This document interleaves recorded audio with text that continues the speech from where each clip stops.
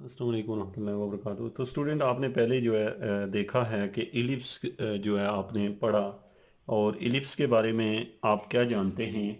और आज हम उसके रिलेटेड जो क्वेश्चन हैं कि किस तरीके से जो इलिप्स का क्वेश्चन होता है इसको कैसे हम सॉल्व करते हैं, तो इसको हम देखेंगे। तो इसको जो आपका क्वेश्चन है उसको समझने से पहले आपको इलिप्स के बारे में मैं थोड़ा सा गाइड कर दूं कि आप करते ये हैं कि जो शेप है इलिप्स की जो शेप है वो आपने कहा कि दो टाइप की हो सकती है। मतलब एक इस तरह से हो सकता है और एक इस तरह से। ये दो शेप्स हैं। जो एक है ये जो है ना इस तरह लेटा हुआ है और ये खड़ा है। अब ये जो लेटा हुआ है जिसको हम कहते हैं कि हॉरिजॉन्टल पोजीशन पे है और ये वर्टिकल पोजीशन पे है, इसमें जो हमारे पास दो पोजीशंस आप देख रहे हैं, एक हॉरिजॉन्टल और एक वर्टिकल, इन दोनों पोजीशंस के लिहाज से देखें आपने। और एक और मैं यहाँ पे अगर शेप बनाऊँ कि जिसमें मेरे पास एक्स एक्सिस और वाई एक्सिस तो ये हैं, लेकिन इलिप्स यहाँ पे कहीं बना हुआ हो, तो हम कहते हैं कि इलिप्स अपनी जगह से दूसरी जगह शिफ्ट हुआ है, यानी कि ट्रांसलेट हो गया है। यानी कि यहाँ पे ये ओरिजिन के ऊपर बना हुआ है, यहाँ पे ट्रांसलेट हो गया है, मतलब अपने ओरिजिनल एक्सिस से यहाँ पहुँचा हुआ है। तो ये जो है ना ट्रांसलेट होके यहाँ से वहाँ गया है। अब इलिप्स ट्रांस दो तरह की मोशन कर सकता है, एक ट्रांसलेट और दूसरी रोटेट। रोटेट मतलब कि आपके पास जो फिगर है अगर वो ऐसे बनी हुई हो, मसलन ये कि वो रोटेट हो गई हो, इस तरह घूम गई हो अपनी जगह से, तो इसको हम कहते हैं कि रोटेट हो गया। तो ये कि इलिप्स जो होता है वो ट्रांसलेट हो सकता है, रोटेट हो सकता है। अब असल जो हमारा क्वेश्चन है कि आप लोग क्या क्या जानते हैं। आपने प्रीवियस लेक्चर में देखा कि आप फोकस पॉइंट निकालना जानते हैं, आपको मेजर एक्सिस माइनर एक्सिस का पता है। थोड़ा सा मैं बता दूं, ये वाली लाइन जो है वो मेजर एक्सिस होता है, इसके अंदर दो फोकस पॉइंट होते हैं। ये जो होते हैं कॉर्नर वाले, इसको वर्टेक्स कहते होते हैं। ये ए बी ये हमने निकालने होते हैं। ये अगर ये ए डैश है तो ये ए होगा, ये बी है तो ये बी प्राइम होगा। तो ये हमने चीज़ें निकालनी होती हैं। तो यहाँ पे हम एक एग्जांपल लेते हैं और उसको देखते हैं कि किस तरीके से जो है इलिप्स का क्वेश्चन हमसे पूछा जाता है और कैसे सॉल्व किया जाता है। तो सबसे पहली बात कि आपको एक क्वेश्चन दिया हुआ है, जैसे यहाँ पे है x square plus 4y² minus 4x plus 8y plus 4 = 0। ये जो क्वेश्चन दिया हुआ है ये बेसिक एक क्वाड्रेटिक इक्वेशन है। क्वाड्रेटिक मतलब कि ये इसका एक्स की पावर 2 है, वाई की भी 2 है, तो 2 पावर की वजह से ये क्या है, एक क्वाड्रेटिक इक्वेशन है। तो क्वाड्रेटिक इक्वेशन से ही ये शेप बनती हैं। कौन कौन सी? क्वाड्रेटिक इक्वेशन से सर्कल बनता है, क्वाड्रेटिक इक्वेशन से हाइपरबोला, इलिप्स और सर्कल, और साथ में पैराबोला जो है, ये सारे क्वाड्रेटिक से बनते हैं। अच्छा, आप कितने अच्छे तरीके से एनालिटिकल ज्योमेट्री या कॉनिक सेक्शन जानते हैं। अगर आप सवाल को देख के पहचान जाएं कि ये जो चीज़ है ये कौन सी है, ये सर्कल है, पैराबोला, हाइपरबोला, एलिप्स में से है। अक्सर आप एग्ज़ाम में अपीयर होते हैं तो आपको फ़ौरन से पता ना हो तो एमसीक्यूज़ आपको दिए होते हैं कि ये क्या है, पैराबोला, हाइपरबोला, एलिप्स में से क्या है, कैसे। लेकिन ये चीज़ जो है ना आपको, आज हम इसको देखते हैं कि ये जो क्वेश्चन है कैसे इस तरह का सॉल्व किया जाता है। दूसरे नंबर पे ये क्वाड्रेटिक एक्स में भी है और वाई में भी है, यानी कि दो इक्वेशनों के अंदर ये क्वाड्रेटिक है। तो आप क्या करते हैं, सबसे पहले तो जो कोफिशिएंट होते हैं ना हमारे पास एक्स के लिहाज से, उनको इकट्ठा कर लें, और जो कोफिशिएंट वाई के लिहाज से उनको इकट्ठा कर लें। 4y² प्लस 8y और प्लस 4 ये। तो अब आपने देखा कि दो सेट बने हैं, एक ये और एक ये बना है। अब इन दोनों सेटों के अंदर देखें तो ये क्वाड्रेटिक है विद रिस्पेक्ट टू एक्स और ये quadratic with respect to y. अब याद रखें कि आपको जब कोई क्वेश्चन दिया होता है, कहा जाता है, तो आप सबसे पहले उसे उसके क्वाड्रेटिक के लिहाज से उन्हें सेपरेट कर लेते हैं। जब उनको सेपरेट कर लेते हैं आप लोग, तो फिर अगला सवाल शुरू होता है कि ये करना कि ये इलिप्स है, इसका बात का पता करना। याद रखें कि इलिप्स की इक्वेशन ऐसे होती है, x² / a + y²/b = 1, ये होती है इक्वेशन इलिप्स की।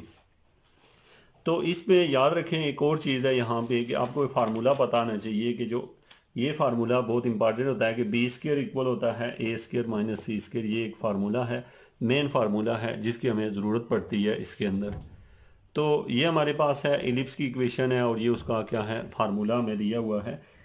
अच्छा, याद रखना हमेशा कि जो a होता है वो शुड बी ग्रेटर देन होता है c से। अब ये c क्या चीज़ है इसके बारे में भी हमें पता आना चाहिए कि c क्या है। लेकिन आप क्वेश्चन यहाँ पे शुरू होता है कि आप क्या क्या जानते हैं एलिप्स के बारे में, कि हमें कोई मैथमेटिकल इस तरह प्रॉब्लम दिया होता है, प्रॉब्लम से हम उसको जब पता करते हैं कि ये एलिप्स है, उसकी शक्ल इस तरह की बनाने की कोशिश करते हैं, एक्स स्क्र ओवर ए स्क्र और बी स्क्र होता है यहाँ पे, तो ये जो है ना हम ये बनाने की कोशिश करते हैं, ये नहीं इसको इस फॉर्म में लाना है। तो इसको लाने का जो तरीक़ेकार है हम वो देखने लगे हैं, और साथ में ना सिर्फ एक क्वेश्चन बल्कि आप हर क्वेश्चन के ऊपर ये टेक्निक यूज़ करेंगे, और उसको इलिप्स भी ऐसे ही बनाया जाता है, और जो अगला टॉपिक पढ़ेंगे पैराबोला टू द पॉइंट वो भी ऐसे ही बनाया जाता है। और मेन इक्वेशन ये जो है ना b square equal to a square minus c square, ये आपने याद रखनी है। ये पैथागोरस थ्योरम नहीं है, ये जो है ना ये मैं आपको अभी इसके बारे में बताऊंगा कि ये क्या चीज़ें हैं। आप पहले इसको कैसे हल करते हैं, तो सबसे पहले इस पार्ट का कॉम्प्लीटिंग स्क्वायर बनाते हैं। कॉम्प्लीटिंग स्क्वायर कैसे बनाया जाता है, ऐसे लिखते हैं एक्स स्क्वायर माइनस, अब यहाँ पे है ना 4x है, तो आप यहाँ पे लिखते हैं 2, दो खाली जगह छोड़ दें और प्लस कोई खाली जगह छोड़ दें, तो ये हमने क्वाड्रेटिक का एक सेट बना लिया। अब प्लस यहाँ पे क्वाड्रेटिक का एक सेट बनाएंगे। पहले तो क्वाड्रेटिक बनाने से पहले इसमें कोई चीज़ कॉमन है 4, वो बाहर ले लें, तो फार्मूला बनेगा वाई स्क्र प्लस 2, और यहाँ पे दो खाली जगह, और साथ में प्लस यहाँ पे हमने लिखना है आगे यहाँ पे जो टर्म होगी उसका स्क्वायर और प्लस 4 बाहर है। तो अब आप गौर से देखें, तो हमने इसके लिए एक अलग से होल तैयार कर लिया, इस स्टेप के लिए अलग से फार्मूला। इसमें आपको पता है कि यहाँ लिखा हमने एक्स का स्क्वायर माइनस 2ab माइनस के साथ, क्योंकि यहाँ माइनस था। यहाँ पे हमें नहीं पता ए बी की वैल्यू क्या है, यहाँ पे भी नहीं पता, ये भी नहीं पता, ये भी नहीं पता, ये सारा हमने यहाँ लिखा है। अब आप अगर गौर करें, यानी आप अगर क्वेश्चन को देखें तो क्या बनता है वो, तो यहाँ पे इस जगह में a की वैल्यू आया करती है, तो a की जगह हमें x पता है, पहले ही पता है। और फिर आपको पता है हम ये फार्मूला बना रहे हैं a square plus 2ab plus b का square equal to a plus b whole square. तो अब याद रखें कि अगर आपको पता होता है कि ये ऐसे होता है, यानी पहले का स्क्र प्लस 2 और दो खाली जगह होती हैं और प्लस दूसरे का स्क्र, तो याद रखें कि यहाँ पे ए आया करता है, यहाँ पे बी, तो ए क्या चीज़ होती है जो यहाँ होती है, और बी जो यहाँ होता है। अब हमें ये समझ आ गई कि इस खाने में एक्स आना था, क्योंकि एक्स यहाँ पे पहले से दिया हुआ है। अब बी का नहीं पता, बी का कैसे पता लगाएंगे, यहाँ से देख के कि अगर 2x पहले से दिया हुआ है तो यहाँ पे क्या रखेंगे, एक और 2 रख देंगे, तो 2 2 ज़ा 4x, दोबारा यही बन जाता है। तो इसका मतलब बी हमें मिल गया, तो यहाँ हम बी का स्क्वायर भी लिखा करते हैं। तो ये हमने अपने पास से लिखा, याद रखना कि ये x का स्क्वायर यहीं लिखा हुआ है, ये वाली टर्म यहीं लिखी हुई है, ये वाली टर्म हमने अपने पास से लाई है 2 का स्क्वायर, तो ये बदले में आप इसको यहाँ जाके माइनस भी करोगे। अब यहाँ पे खाली जगहों में क्या आएगा, देखें यहाँ पे तो y आ जाएगा, क्योंकि a की जगह y आ जाएगा। अब b की जगह क्या आएगा, b की जगह यहाँ से देखते हैं, देखें 4 तो आपने कॉमन ले लिया था, पीछे बचा ही क्या था, ये लाइन आपको समझो, मैं यहाँ लिख देता हूँ, ये जो है कि आपने 4 कॉमन लिया तो वाई स्क्र प्लस 2y बचा हुआ है। तो इसका मतलब है कि यहाँ पे चूँकि 4 तो बाहर है, तो 4 2 ज़ा 8 तो पहले से मौजूद है, यानी 1 बचा हुआ है, क्या है 1 बचा हुआ है। आपको ये लाइन समझनी चाहिए कि मैंने किया क्या है, 1 कहाँ से लाया, ये 1 इस तरह से, क्योंकि मैं इसका फार्मूला बना रहा हूँ ना वाई स्क्र प्लस 2y का, तो जब मैं 4 को आप अगर भूल जाते हैं तो मेन आप इस इक्वेशन में चूँकि 4 कॉमन लिया हुआ है, तो इन दैट केस जो है ना मैंने यहाँ पे इसलिए लिखा है, ये जो टर्म है इसको ऐसे जो है ना हमने लिख दिया है Y square plus 2y minus 1, और यहाँ पे खाली जगह है। अब आपको बताया यहाँ पे क्या आना है 1। अब आपने क्या किया, अपने पास से 4 रखा, तो उसको बदले में यहाँ -4 करेंगे।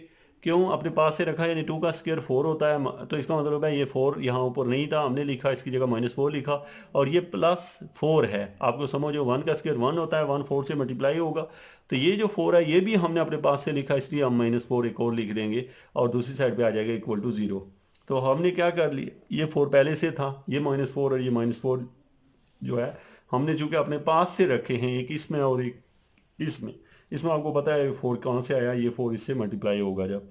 तो अब मैं ये जो स्टेप किया है, मुझे चूँकि कुछ स्टूडेंट ऐसे होते हैं जो ये नहीं समझ पाते, और मैं हमेशा, आप याद रखें आप इन तीनों शेप्स में से पैराबोला, हाइपरबोला, एलिप्स या सर्कल पढ़ रहे हैं, जो कि बहुत ही बुनियादी चीज़ है, और इसकी ज़रूरत इतनी इंपॉर्टेंट है कि आप मैथमेटिक्स के अगर स्टूडेंट हैं या फिज़िक्स के स्टूडेंट हैं, तो आप अगर जब तक ये चीज़ नहीं जानते तो आप तालीम के किसी भी लेवल में शायद उसके किसी भी स्टेज में आगे नहीं जा सकते, या आपके अंदर ये एक जो है जिस तरह इंग्लिश अल्फ़ाबेट्स हैं ए टू ज़ी, और उनमें से अगर दो चार आप नहीं जानते तो आप कहें कि आप कभी भी इंग्लिश नहीं लिख सकते, तो सेम आपके साथ यही होना है।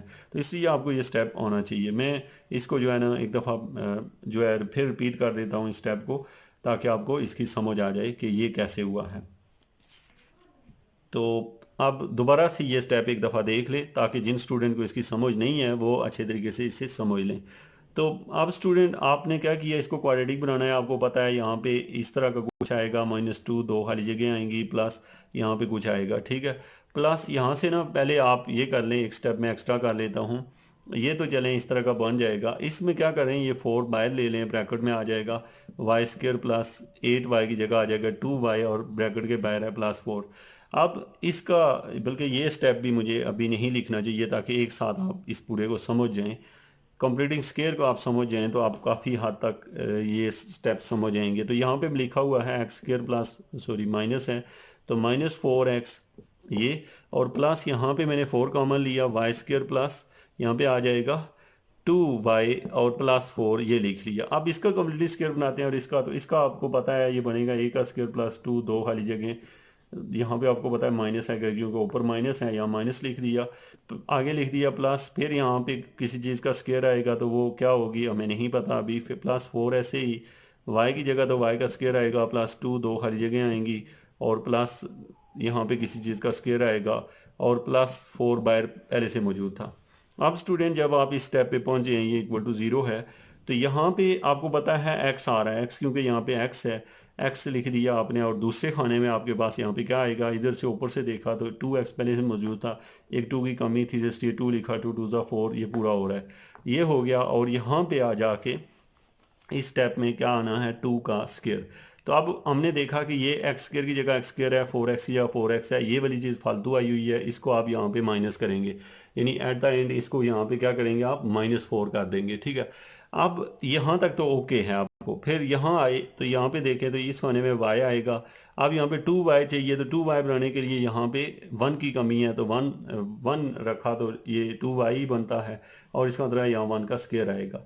अब इस खाने के अंदर हमने अपने पास से क्या लिखा, 1 का स्केयर, 1 का स्केयर 1 होता है, 1 और साथ में 4 मल्टीप्लाई करते 4, यानी कि एक 4 और यहाँ पे माइनस करना पड़ेगा, और इक्वल टू क्या आ जाएगा, 0।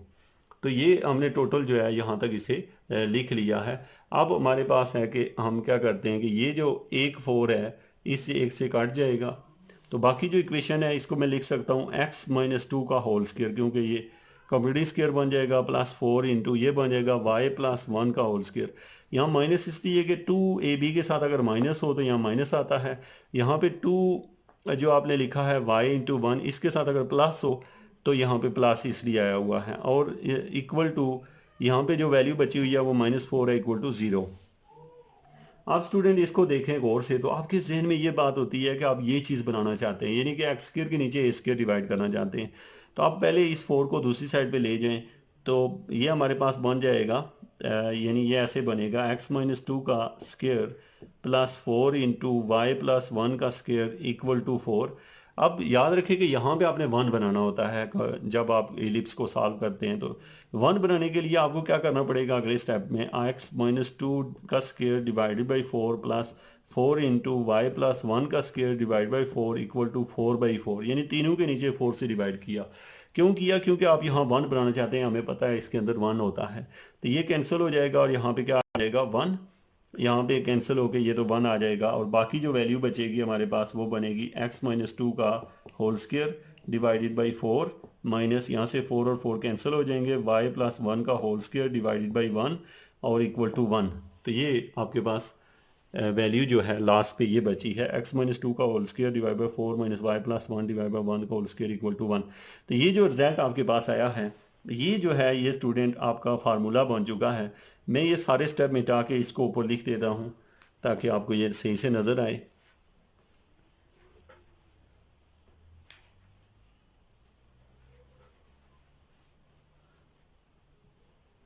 अब आप इस पे फोकस करें तो ये चीज़ जो फाइनल बनी है, x-2 का स्क्वायर डिवाइडेड बाई 2 का स्क्वायर, यानी 4 को हम लिख सकते हैं 2 का स्क्वायर माइनस y+1 का स्क्वायर डिवाइड बाई 1 का स्क्वायर, इसको 1 का स्क्वायर लिख सकते इक्वल टू 1। अब स्टूडेंट आपके पास ये वैल्यूज़ तो आ गई हैं। अब याद रखें कि ये इक्वेशन जो है इसके सेंटर में क्या आया हुआ है, माइनस का सिंबल नहीं बल्कि यहाँ पे प्लस था, प्लस का सिंबल। अगर ये बिल्कुल यही तरीका होता है, ये अभी आप इलिप्स पढ़ें, अगला जो टॉपिक आप पढ़ेंगे वो होगा हमारे पास हाइपरबोला।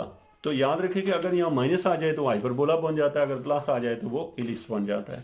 अब हमारा क्वेश्चन यहाँ पे ये था कि ये तो आपने देख लिया कि ये यहाँ तक हम इसमें पहुँच चुके हैं।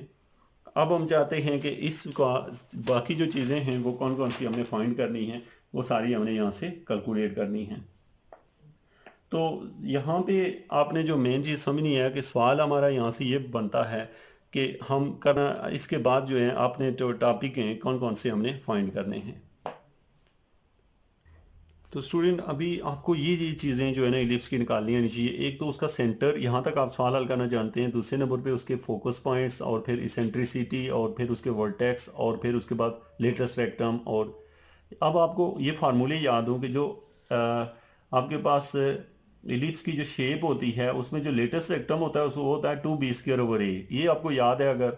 और फोकस जो होता है वो जो पहला फोकस है जैसे F1 0 माइनस सी है, और दूसरा फोकस 0 और प्लस सी है। इसका मतलब है कि हमें ये सारी चीज़ें कैलकुलेट करने के लिए हमें ए बी सी की वैल्यू चाहिए होती है। अब आप समझिएगा यहाँ पे कि यहाँ पे ए की वैल्यू क्या है। तो ए की वैल्यू 2 है। याद रखें इन दोनों में से जो बड़ा होता है वो ए की वैल्यू होती है, और बी की वैल्यू जो है ना वो 1 है। आप यहाँ तक पहुँच गए, आपको ए भी मिल गया और बी भी मिल गया। जो मेन इशू होता है, सबसे पहले जो क्वेश्चन दिया होता है उसको इस फॉर्म में लाना। स्टेप नंबर 2 में ए और बी का पता करना, ए और बी की मदद से ये फार्मूला लगा के वहाँ से सी निकालना। अब इस फार्मूले को गौर से देखें तो आपको इस फार्मूले में नज़र आ रहा है कि आप लिखेंगे 1 का स्क्वायर इक्वल टू ए की जगह क्या लिखेंगे 2 का स्क्वायर यानी 4, माइनस सी की जगह क्या लिख लेंगे, सी आपको यहाँ नहीं आपको पता है वो वैसे ही रहेगा। तो इसका मतलब है कि ये सी स्क्वायर नेगेटिव है, इस साइड पे आएगा तो प्लस हो जाएगा, तो 4 - 1 हो जाएगा। अच्छा अब आप समझ गए होंगे ये क्या किया है, ये सी स्क्वायर इधर लाया 1 उधर ले गए हैं। चूंकि सी स्क्वायर जब इधर से इधर आया पॉजिटिव हो गया, ये 1 उधर क्या माइनस हो गया, तो सी स्क्वायर इक्वल टू कितना निकला 3। अब आपको चूंकि सी चाहिए तो √3 निकला, तो ये आपने क्या निकाल लिया। इसके साथ प्लस माइनस इसलिए नहीं लिखा क्योंकि ये डिस्टेंस है और ये हमेशा पॉजिटिव ही लिया जाता है।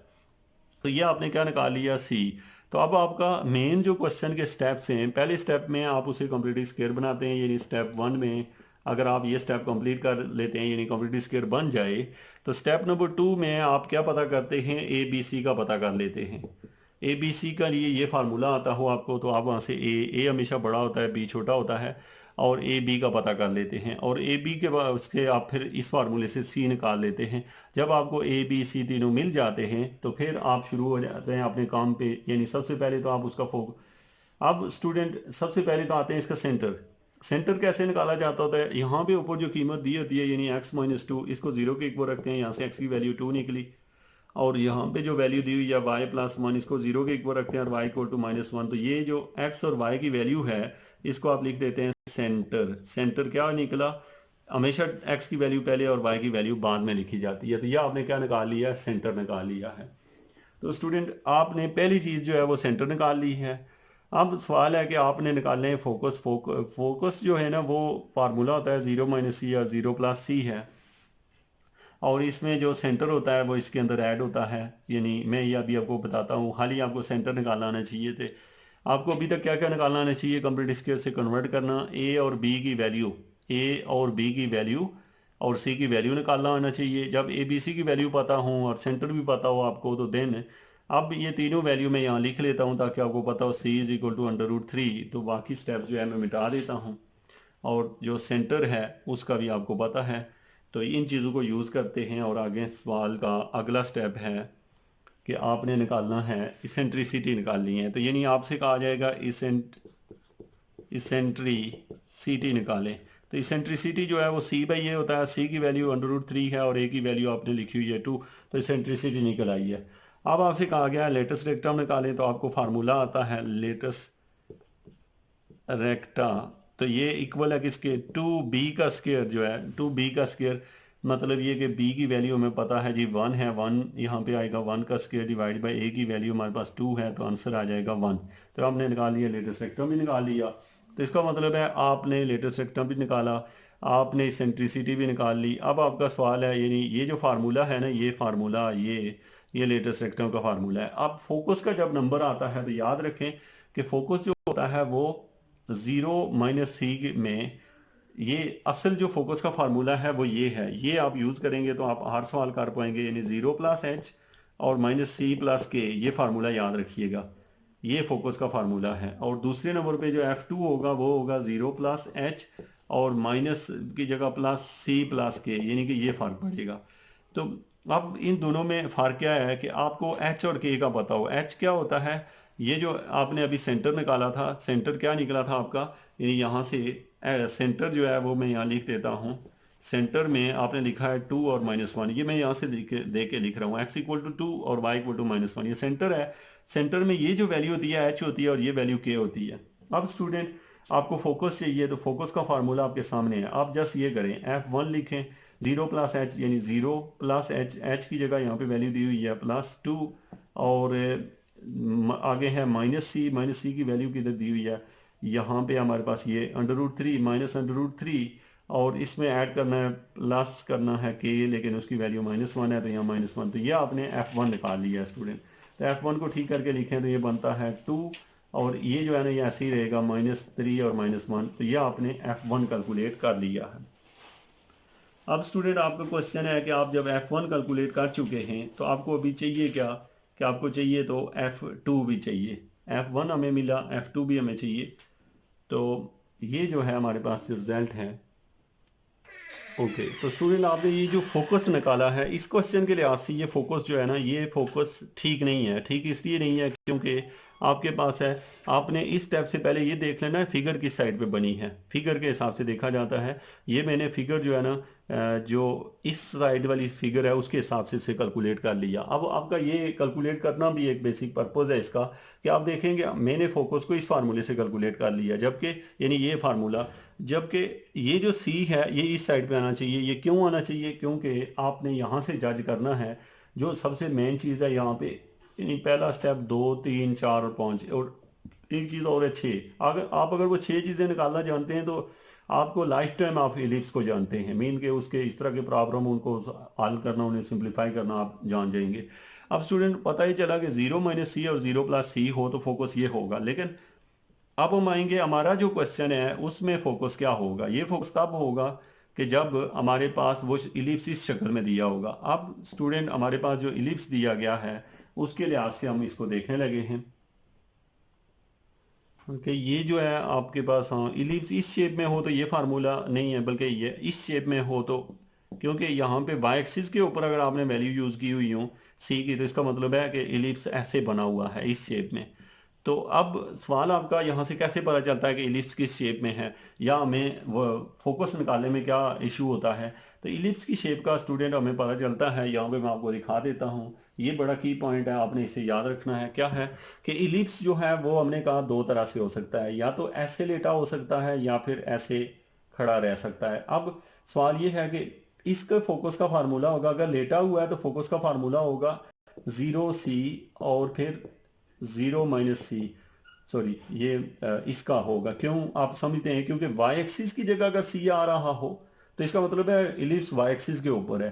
तो इसका फार्मूला क्या होगा ऊपर वाले का, ये एक्स एक्सिस के ऊपर आएगा तो फोकस ऐसे होगा c0 और फोकस -c0। यानी आप ये समझ गए होंगे कि फोकस अगर अगर एक्स एक्सिस पे बना होगा तो वाई की वैल्यू 0 ली जाएगी, और फोकस अगर वाई एक्सिस के ऊपर बना हुआ मीन अगर इलिप्स वाई एक्सिस पे हुआ तो फोकस इन दैट केस जो है वाई एक्सिस के केस में ये होगा।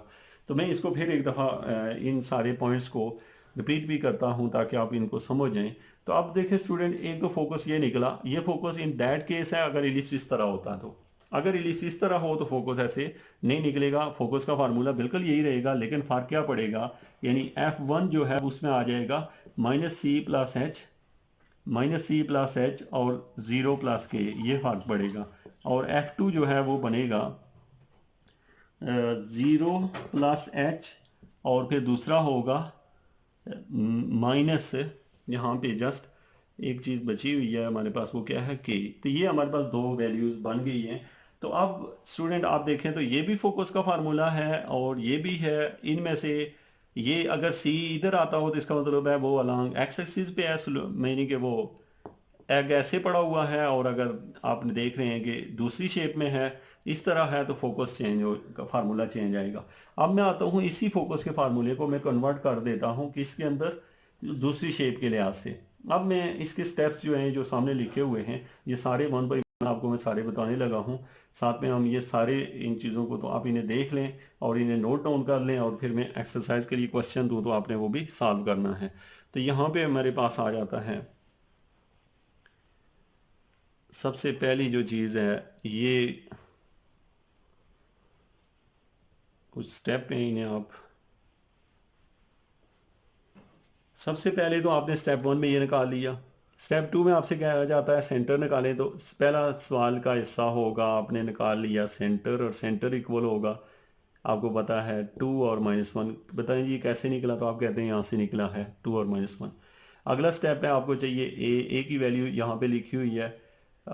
यहाँ पे ए की वैल्यू जो है भाई, ये जो 2 लिखा हुआ है, एक के नीचे 2 था, एक के नीचे जो है ना वो 1 था शायद। यहाँ पे यहाँ पे 2 का स्क्वायर था, यहाँ 1, तो ए की वैल्यू 2 है और बी की वैल्यू 1 है और सी की वैल्यू आपने निकाली थी, वो कितनी निकली थी, सी इज इक्वल टू √3। तो ये आपको तीनों पता थे। अब आपको सेंटर भी पता है, फोकस भी पता है, और याद रखें कि अगर सेंटर 2 -1 है तो आपको पता कैसे चलता है कि इलिप्स जो है वो किस शेप में है। तो अगर ए की वैल्यू एक्स वाले के नीचे बड़ी वैल्यू आती हो, एक्स वाले के नीचे बड़ी वैल्यू आती हो, तो इलिप्स की शेप यूँ होगी। अगर x वाले के नीचे छोटी वैल्यू, जैसे देखें x-2 के नीचे चूंकि 2 आया हुआ है, 2 1 से बड़ा है, अगर ये वैल्यू बड़ी हो तो इलिप्स इस तरह होता है। अगर यहाँ पे छोटी वैल्यू आई हो, जैसे यहाँ 1 होता, वहाँ 2 होता, तो इलिप्स यूँ होता। तो अब हमें यहाँ से ये समझ आई कि इलिप्स, चूँकि इलिप्स किस शेप में पड़ा हुआ है, इस शेप में है, तो अगर इलिप्स इस शेप में है तो इसका मतलब है इसका फोकस पॉइंट यूँ लिखा जाएगा f। और इसमें चूँकि x की वैल्यू होगी c, एक दफ़ा प्लस एच, और दूसरी होगी यहाँ पे जस्ट के, और दूसरे नंबर पे जो F1 और F2 होगा हमारे पास C -C प्लस एच और के, ये फार्मूला होगा। ये किसके लिए है, इस फिगर के लिए है, क्योंकि फिगर में अगर ये वैल्यूज़ ऐसे आएंगी तो हम ये लिखेंगे। अब आपको पता है यहाँ पे C की वैल्यू क्या है, H की वैल्यू क्या है, K की वैल्यू क्या है। तो C की वैल्यू ये है, H की वैल्यू 2 है, के की वैल्यू -1 है। ये पुट करें F1 और F2 निकल आएगा, आपने फोसाई भी निकाल लिए। फिर इसेंट्रिसिटी का फार्मूला आपको पता है C/A, C भी पता, A भी पता। अब लेटेस्ट रेक्टम का फार्मूला जो है वो 2b² / a है, B भी पता, A भी पता, ये पुट कर दें। लास्ट हमारा स्टेप रह जाता है वर्टेक्स क्या होते हैं और कैसे निकाले जाते हैं। तो स्टूडेंट वर्टेक्स जो है हमारे पास हैं, आप अगर देखें आपकी जो शेप होती है, इसको वर्टेक्स निकालने के लिए सबसे पहले आपको फिगर ड्रा करनी पड़ेगी। फिगर कैसे ड्रा करेंगे, सबसे पहले आप एक्स एक्सिस लगाएं, फिर वाई एक्सिस लगाएं, लगाने के बाद फिर देखें सेंटर कहाँ पे है, 2 -1, तो एक्स की वैल्यू 2 है, वाई की वैल्यू -1 है, तो सपोज यहाँ पे 1 है, यहाँ पे 2, तो ये आ गया 2 और -1 इधर कहीं नीचे आएगा। तो ये हो गया 2 -1 के हिसाब से आप इस लाइन को आगे बढ़ाएं, इस लाइन को आगे बढ़ाएं, तो यहाँ पे जो है ना, इसका मतलब है जो 2 -1 ये सेंटर है, 2 और -1 ये इसका सेंटर है, तो इसका मतलब है इलिप्स ऐसे कहीं पड़ा हुआ है, इधर है कहीं नेगेटिव साइड के ऊपर है। क्योंकि हमारे क्वेश्चन में 4 वर्टेक्स होते हैं स्टूडेंट, ये याद रखें, 4 वर्टेक्स होते हैं, और इनको आपने 4 में से एक को ए कहते हैं। ए की वैल्यू हुआ करती है A0, और एक ए प्राइम है उसको हम कहते हैं, यानी कि जो ए इधर होगा, ए प्राइम इस साइड पे होगा, और बी इस लाइन के ऊपर होगा यहाँ पे, और यहाँ पे बी प्राइम होगा। तो ये बना A0, और ए प्राइम करेंगे तो उसकी वैल्यू आएगी -A0। तो ये समझिएगा, बल्कि इसको आप A0 के बजाय अगर ऐसे लिखें तो आप करेक्ट इसके आंसर पे चले जाएंगे। A+H और 0 + K, ये फार्मूला है किसके लिए, A। और फिर ए प्राइम निकालने के लिए क्या होगा, -A+H और खाली यहाँ पे आ जाएगा K, यानी 0 + K। ये A निकालने के लिए ये फार्मूला है।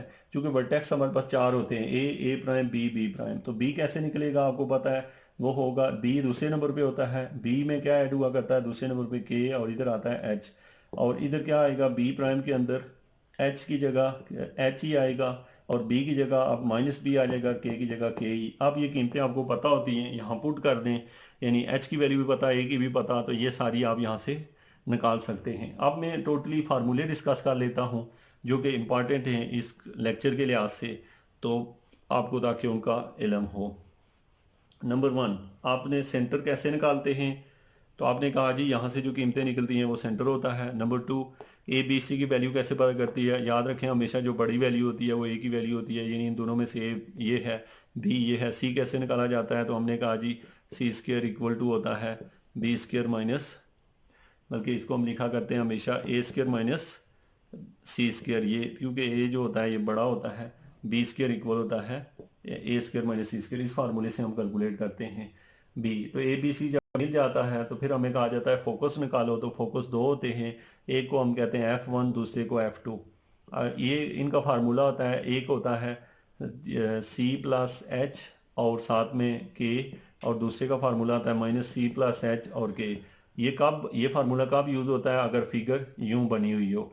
लेकिन अगर फिगर दूसरी तरह हो, यानी F1 इन दैट केस, फिर होगा H और C प्लस के होगा, और फिर F2 जो है वो होगा यहाँ पे H और C माइनस सी प्लस के होगा। किस केस में? अगर फिगर आपकी ऐसे बड़ी हो। तो ये आपने फोकस भी देख लिया। अब सवाल है वर्टेक्स कैसे निकाले जाते हैं। वर्टेक्स को ए को लिखा जाता है छोटा ए और साथ में उसमें प्लस एच और यहाँ पे के, और फिर जो ए प्राइम होता है वो यहाँ पे ए के साथ माइनस आ जाता है, प्लस एच और के। और इसी तरीके से बी जो है उसका फार्मूला आपके पास होता है बी निकालने के लिए, यहाँ पे आता है खाली एच और इधर आ जाएगा बी प्लस के, और फिर बी निकालें, बी प्राइम निकालने का फार्मूला होगा एच और यहाँ पे माइनस बी प्लस के। तो ये आप ए प्राइम बी प्राइम ये सारी चीज़ें निकाल लेते हैं। तो ये आपके पास जनरल चीज़ें हैं। वर्टेक्स निकालना पड़े, इसेंट्रिसिटी निकालनी पड़े, लेटेस्ट वेक्टर निकालना पड़े, फोकस निकालना पड़े, सेंटर निकालना पड़े, या फिगर ड्रा करनी पड़े, इनके ऊपर आपने प्रैक्टिस करनी है ताकि आपको इलिप्स के बारे में इंफॉर्मेशन हो। Thank you very much.